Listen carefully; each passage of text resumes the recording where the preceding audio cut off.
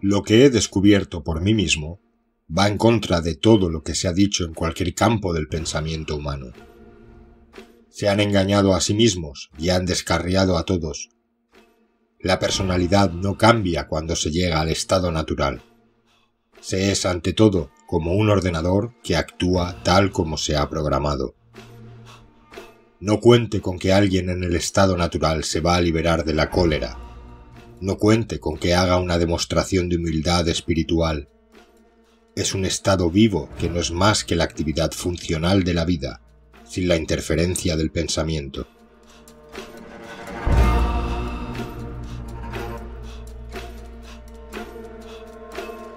U.G. Krishnamurti es un enigma que se hace evidente desde que uno lee por primera vez sus reflexiones.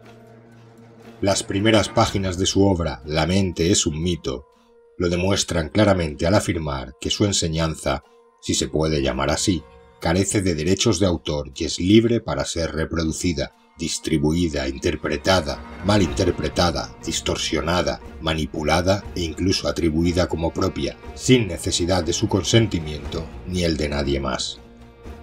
Este hombre singular dejó a todos aquellos que se cruzaron en su camino profundamente afectados, o al menos con la extraña impresión de que bajo sus desalentadoras palabras desprovistas de esperanza, amor o salvación, resuena alguna verdad cruda, directa y sin concesiones, la verdad misma de la vida. Aquí radica la polémica que rodea a U.G., ya que rara vez estamos preparados para que alguien destruya de un solo golpe la seguridad de nuestra zona de confort.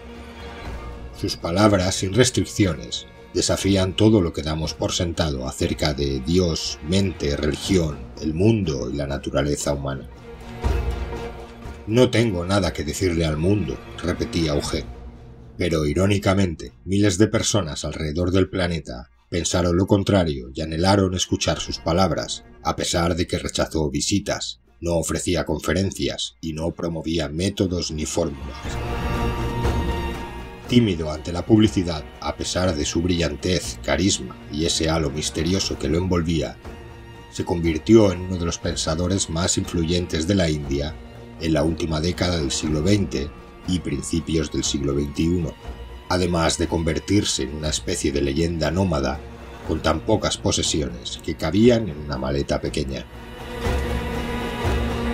U.G. Krishnamurti fue, sin duda, el maestro contemporáneo, filósofo, pensador o como quiera llamarlo, más controvertido y extraño de la India. El antigurú, el sabio rabioso, el pensador que rehuyó el pensamiento y el anti-Krishnamurti. Pero U.G. es, ante todo, un enigma carismático, acertadamente caracterizado como una mezcla entre Sócrates y Diógenes el cínico, poseedor de la lógica impecable de Sócrates y de la actitud desafiante hacia las convenciones sociales de Diógenes. U.G. Krishnamurti encarnó la prueba de lo complicado que puede resultar para los seres humanos aceptar el mensaje poderoso y poco convencional de los grandes místicos y visionarios de la historia.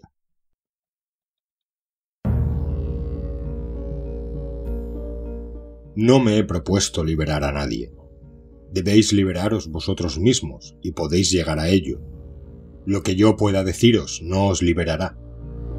Lo único que quiero es describir mi estado, poner en claro la ocultación y la mitificación que la gente dedicada al negocio sagrado ha puesto en marcha para violar la realidad.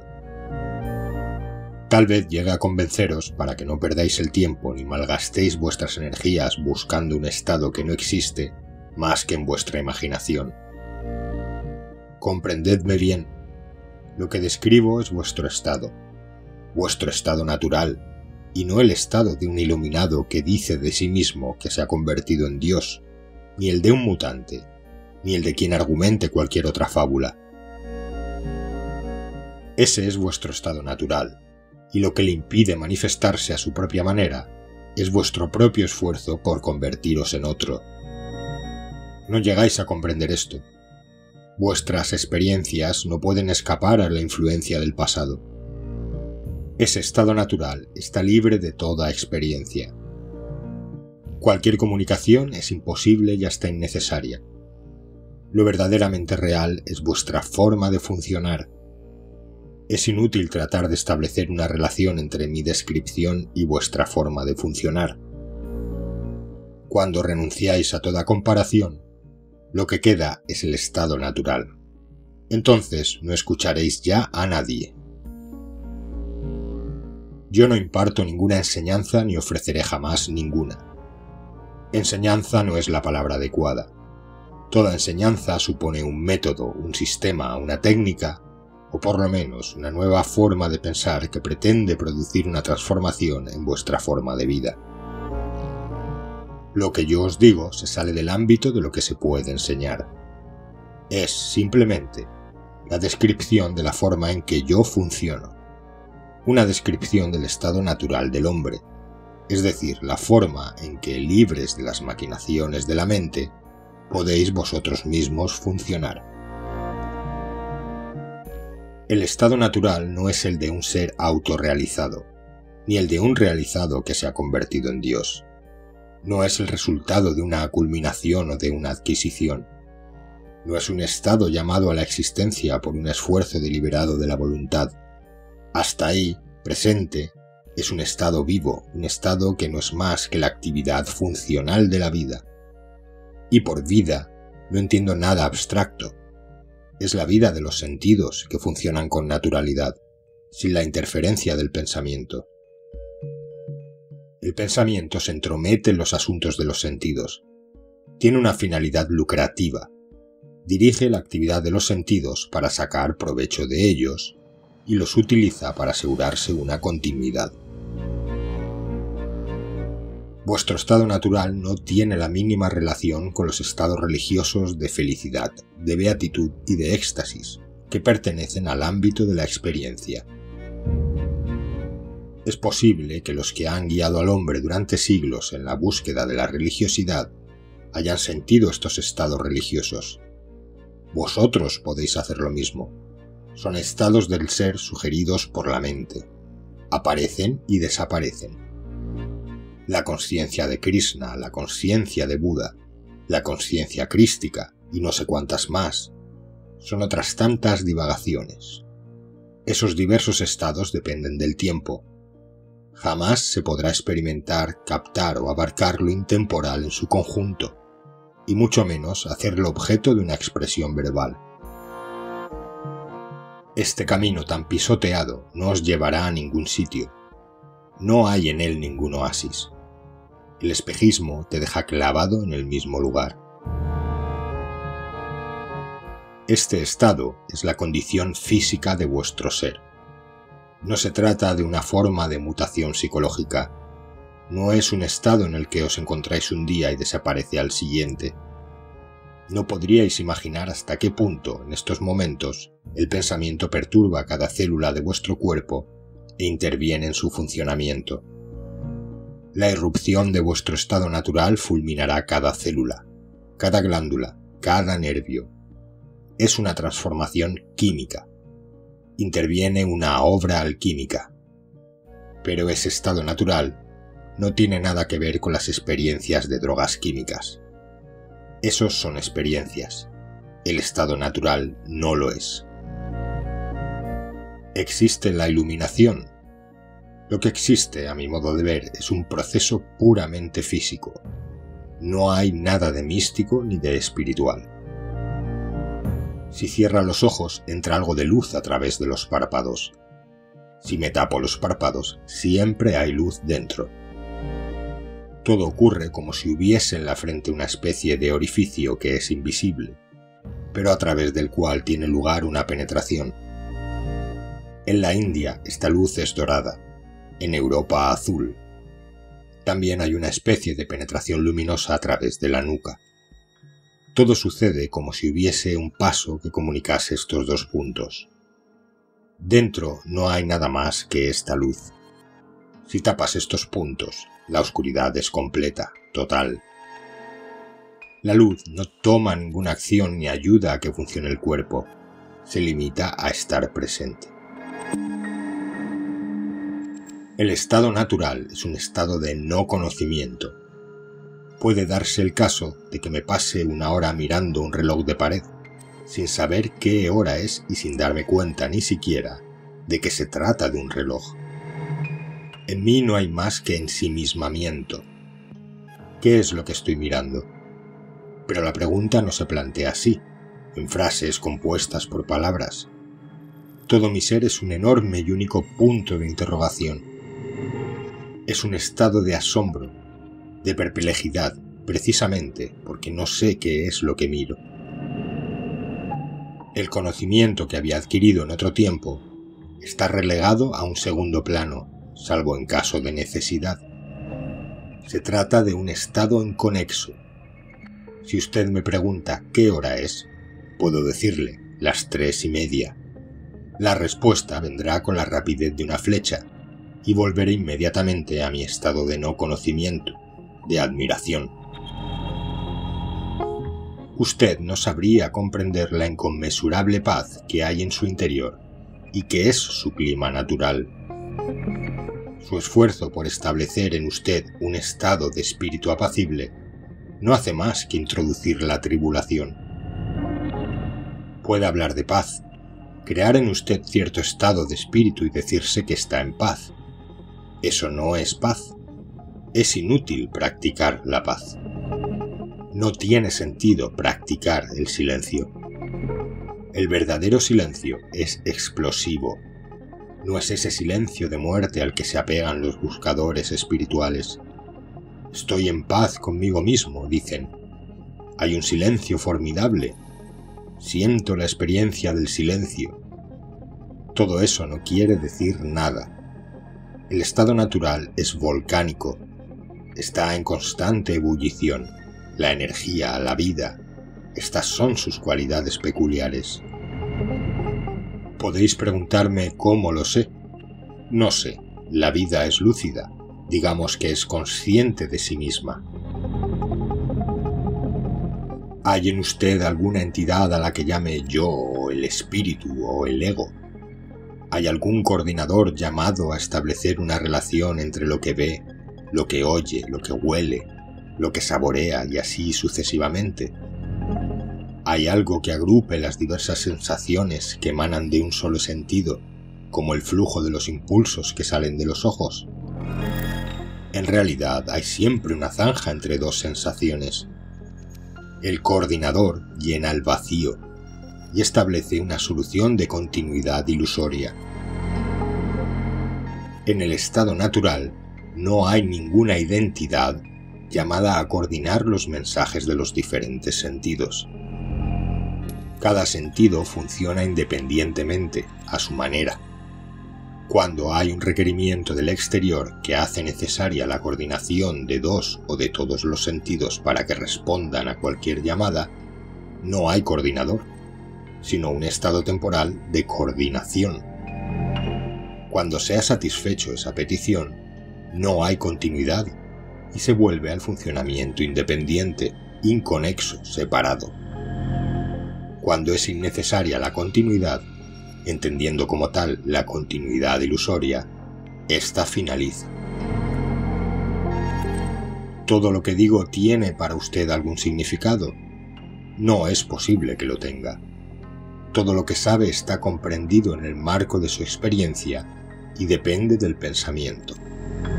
Solo pretendo hacerle sentir su naturaleza, cosa que, por desgracia, lo único que puedo hacer es inducirlo a error. Cuando no hay coordinador, no hay ningún lazo de unión entre las sensaciones. No hay interpretación de las sensaciones. No pasan de ser puras y simples sensaciones. Y yo ni siquiera sé que son sensaciones. Puedo verlo a usted mientras habla. Mis ojos pueden estar pendientes de su boca, puesto que es su boca lo que se mueve, y por otra parte mis oídos estarán recibiendo las sensaciones sonoras. No hay nada en mí que una estas dos sensaciones y me diga que es usted quien habla. Puedo ver un manantial que brota de la tierra, pero no hay nada que me advierta que el sonido que oigo es el producido por el agua, o dicho de otra forma, que ese sonido guarda relación con lo que estoy viendo. Puedo ver mi pie, pero nada me dice que se trata de mi pie. Cuando ando veo moverse mis pies y es ridículo decirse ¿qué es eso que se mueve? Por consiguiente, lo que funciona es la conciencia primordial intangible para el pensamiento. Mi conversación consiste en dar respuesta a las preguntas que me hagan. Sentarme a pronunciar un discurso sobre el estado natural sería para mí entrar en una situación artificial. No hay nadie que pueda elaborar pensamientos antes de decidirse a dar una respuesta. Cuando me lanzáis una pelota, rebota y vuelve hacia vosotros. Eso es lo que llamáis respuesta. Pero yo no doy ninguna respuesta. Es el estado natural el que se manifiesta por sí mismo. En realidad, no sé lo que digo, y lo que digo no tiene ninguna importancia. Usted puede transcribir mis palabras, pero no tendrán ningún sentido para mí. Estarán muertas.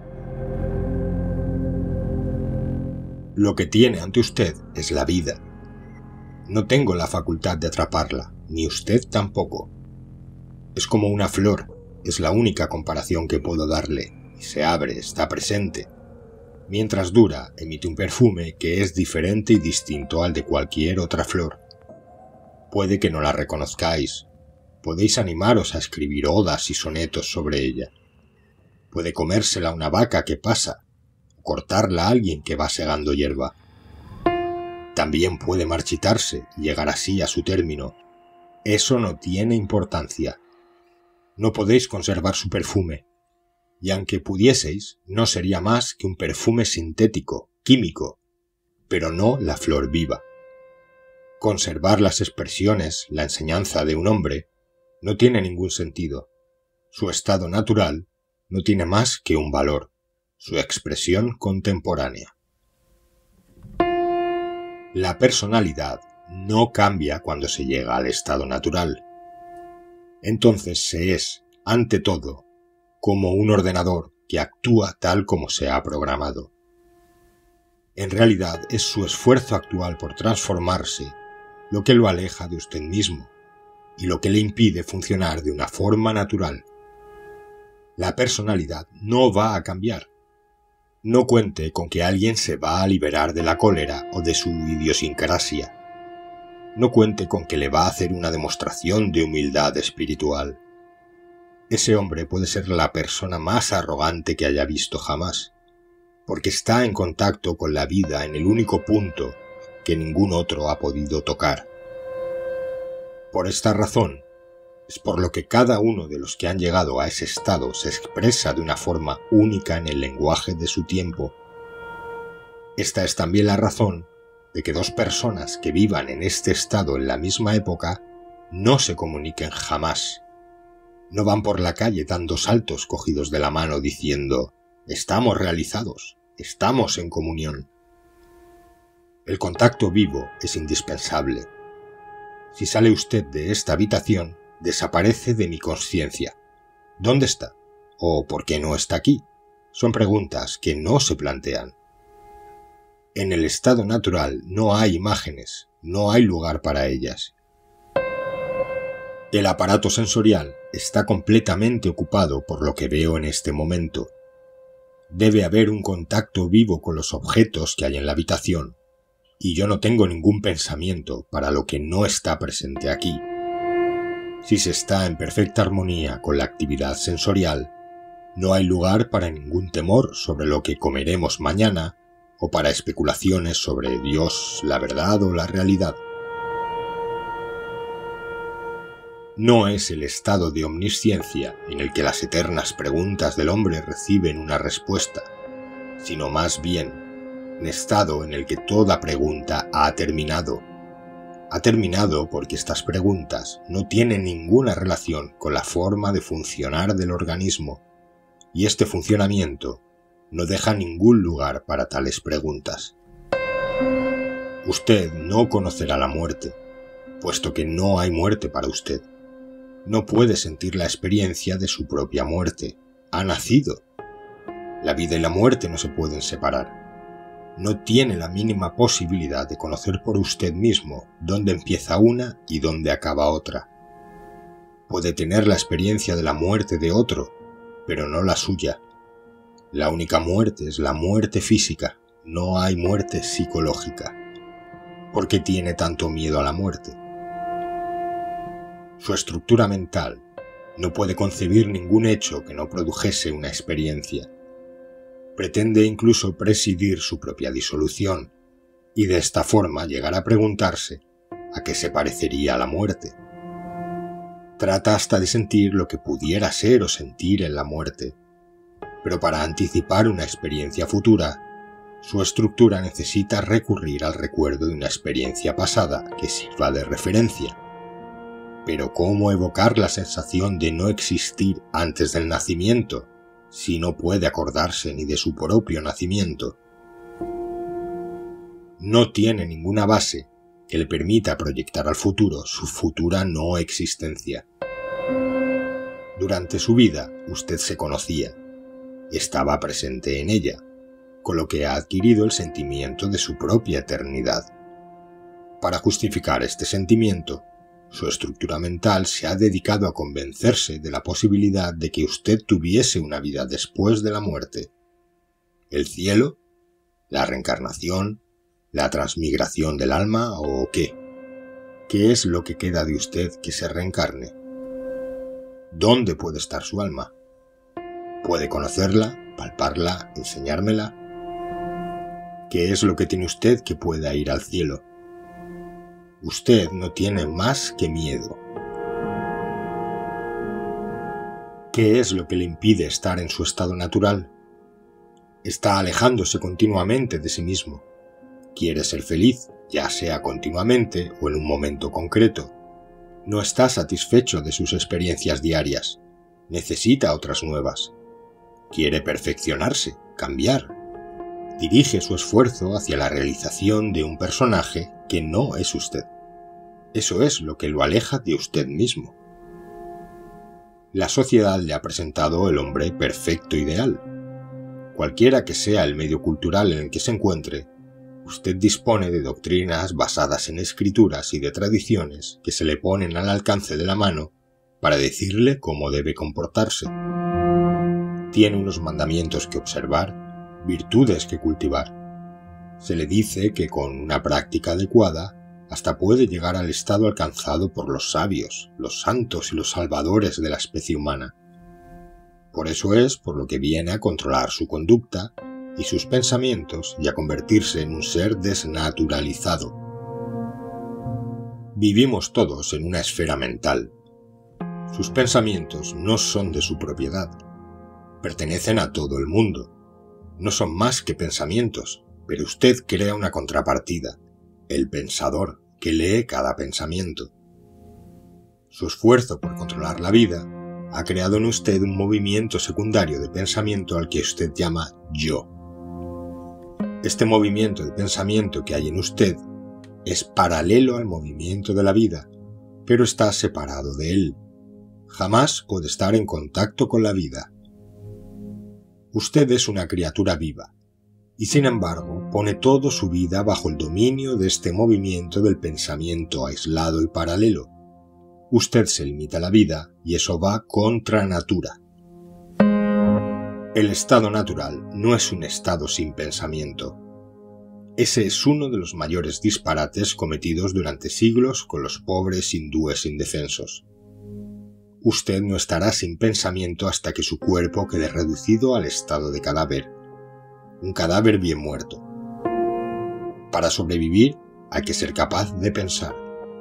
Pero en el estado natural el pensamiento deja de estrangularte, vuelve a su ritmo natural.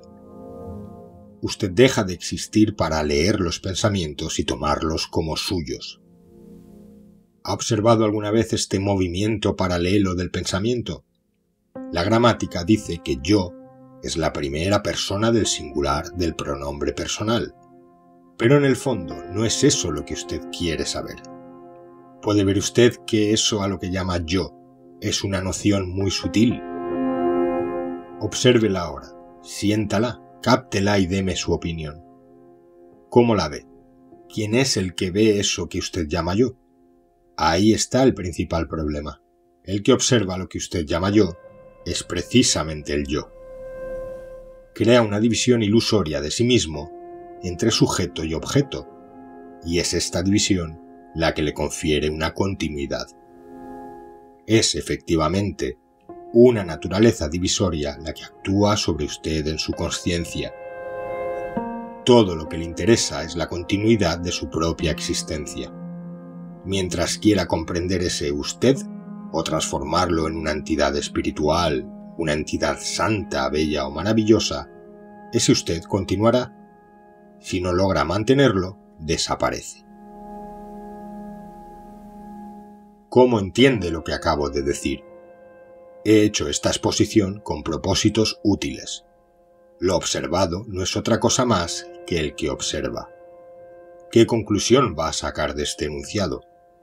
¿De qué medios dispone para captar este sinsentido, esta exposición ilógica y irracional?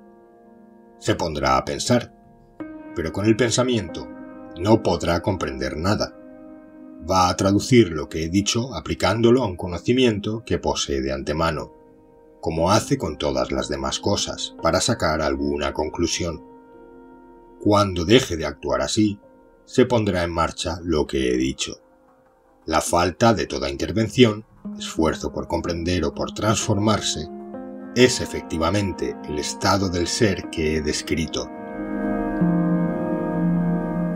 ¿Qué es el pensamiento? Usted no sabe absolutamente nada de eso, excepto lo que se le ha dicho sobre lo que usted llama pensamiento. ¿Qué va a hacer con él? ¿Componerlo, controlarlo, darle una forma o interrumpirlo? Usted dedica su tiempo a ejercer una acción sobre el pensamiento, porque se le ha sugerido que efectúe este o aquel cambio, que fomente los buenos pensamientos y deseche los malos. Los pensamientos son lo que son, ni buenos ni malos. Siempre que tenga deseos de actuar sobre ellos, estará obedeciendo a su movimiento. Querer y pensar son una sola y única cosa. Querer comprender supone un movimiento del pensamiento, y este movimiento lo perpetúa usted y le confiere continuidad. El funcionamiento de sus sentidos está desnaturalizado porque usted quiere sacar algo de él. ¿Por qué? Porque quiere que su yo continúe. Usted protege esta continuidad. El pensamiento es un mecanismo protector y protege el yo a toda costa de quien sea o de lo que sea. Todo lo que ha nacido del pensamiento es destructor y a fin de cuentas lo destruirá a usted y a su especie. Este estado natural no le interesa. Usted solo se aferra a la continuidad. Sin duda quiere continuar a otro nivel, en función de una dimensión diferente, pero sea como sea, lo que usted quiere es continuar. Hacer lo contrario sería liquidar definitivamente todo lo que considera yo. Yo superior, yo inferior, alma, Atman, consciente, subconsciente, etc. Si se le ocurre cualquier veleidad, se dice, necesito tiempo. Y entonces interviene el sadhana y usted se dice, mañana comprenderé. Esta estructura ha nacido del tiempo y funciona en el tiempo, pero no llegará a su fin en el tiempo. Si no comprende hoy, no comprenderá mañana. Además, ¿por qué quiere comprender lo que digo? Usted no puede comprender.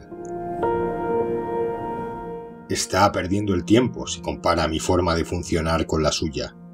Es algo que no puedo comunicar. En realidad, no se necesita ninguna comunicación. No hay ninguna posibilidad de diálogo. Cuando no hay yo, cuando no hay problema, lo que hay es comprensión. El fin del yo, el yo se va. No volverá a escuchar al que describe este estado, ni volverá a hacerle preguntas sobre la comprensión de este estado.